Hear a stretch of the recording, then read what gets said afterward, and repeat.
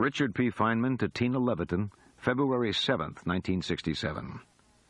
Dear Miss Leviton, in your letter you expressed the theory that people of Jewish origin have inherited their valuable hereditary elements from their people.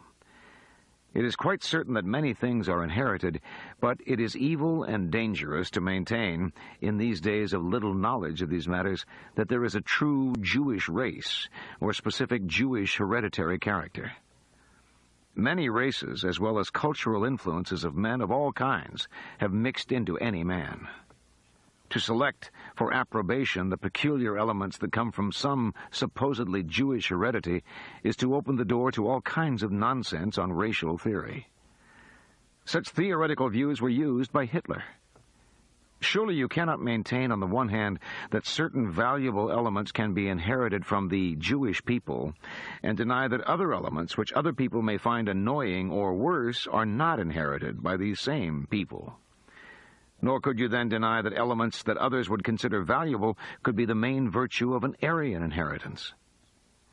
It is the lesson of the last war not to think of people as having special inherited attributes simply because they are born from particular parents, but to try to teach these valuable elements to all men, because all men can learn, no matter what their race.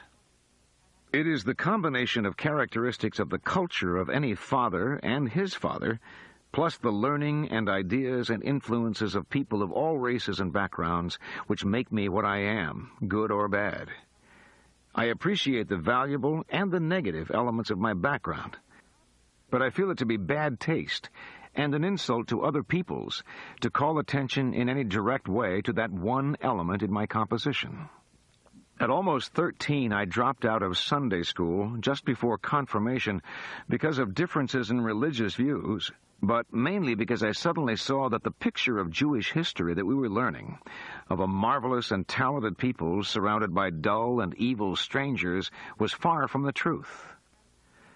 The error of anti-Semitism is not that the Jews are not really bad after all, but that evil, stupidity, and grossness is not a monopoly of the Jewish people, but a universal characteristic of mankind in general.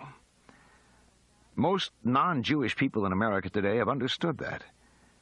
The error of pro-Semitism is not that the Jewish people or Jewish heritage is not really good, but rather the error is that intelligence, goodwill, and kindness is not, thank God, a monopoly of the Jewish people, but a universal characteristic of mankind in general.